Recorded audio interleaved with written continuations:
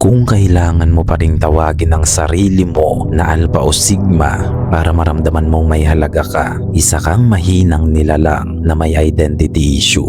Patay na ang Alpha at Sigma trend. Patay na ang internet fantasy na kailangan mong ikulong ang sarili mo sa isang personality label para lang maramdaman mong may value ka. At maraming kabataan ang nahulog dito. Nagpalit ng profile picture, nagpost ng Sigma edits, nanood ng How to Become an Alpha at inisip na kapag cold ka, tahimik ka, hindi ka naghahabol ng babae at lagi kang mag-isa, automatic powerful ka na raw. Mga isip bata.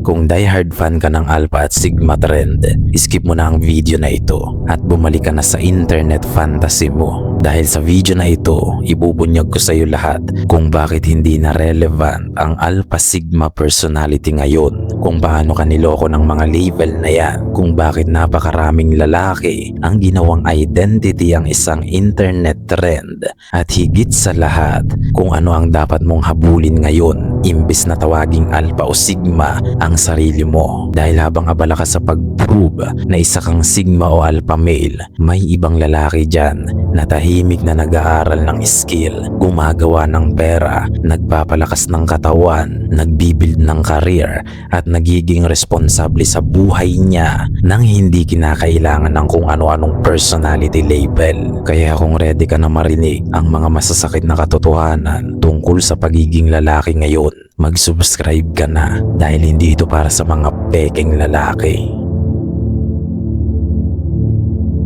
Hindi mo kailangang pumili ng personality label para malaman mo kung sino ka. Alpha, Sigma, Beta. Parang character selection lang sa video game. Pero tao ka lakan. Hindi ka Pokemon na kailangang hanapan ng classification. Dahil ang personality mo ay complex. Nagbabago ito depende sa environment, experience, relationships, responsibilities at maturity mo. Naunawaan mo ba yan? Pwedeng confident ka sa trabaho pero tahimik ka sa ibang social environment. Pwedeng leader ka sa isang sitwasyon pero follower ka naman kapag may taong mas eksperto sa'yo. At alam mo kung ano ang healthy doon. Hindi mo kailangang magpanggap kasi ang tunay na confidence hindi nangangailangan ng label. Kung kailangan mo pang sabihing Sigma male ako, Alpha male ako para lang maramdaman mong superior ka, baka hindi confidence ang meron ka. Insecurity talaga yan. Nagpapanggap lang na confidence.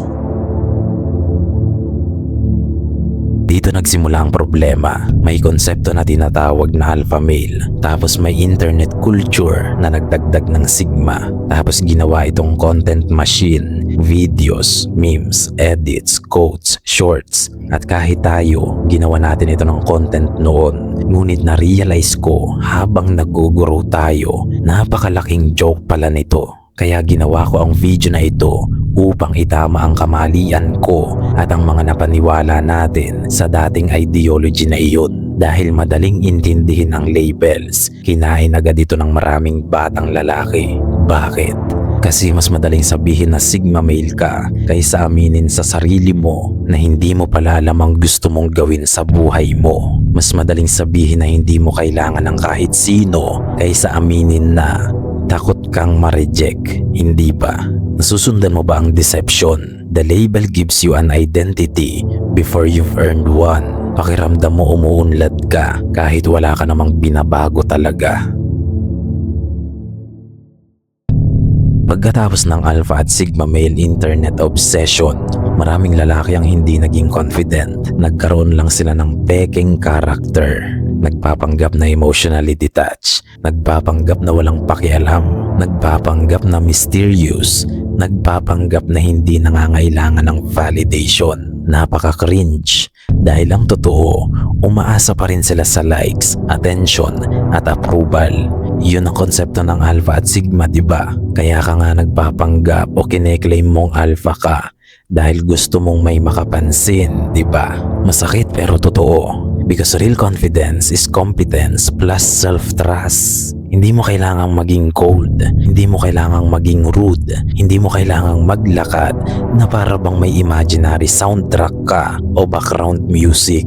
Ang cringe mo tingnan yan Kapag alam mong may kaya kang gawin, hindi mo kailangang ipagsigawan. At kung wala ka pang competence, mag-build ka. Learn a skill, fix your body, improve your communication, handle your responsibilities, and keep your promises to yourself. Yan ang confidence. Hindi yung sasabihin mong alpha o sigma male ka, tapos kapag walang pumansin sa'yo, magde-depress-depressan ka dyan. Sigma males don't need anyone daw. Kapag sigma male ka raw, hindi mo kailangan ng kahit sino. Ngunit mali yan. Coping mechanisms lang yan ng mga lalaking insecure na walang kaibigan. Dahil ano pa man ang mangyari, lalaki ka pa rin. Hindi ka bato. Kailangan mo ng tao, mentors, friends, partners, family, community. Dahil kapag sinabing independent, hindi naman ibig sabihin yan na isolated ka. Self-reliance means kaya mong tumayo mag-isa. Ngunit kung mas matured ka na sana mag-isip, alam mong hindi mo kailangang gawin lahat mag-isa.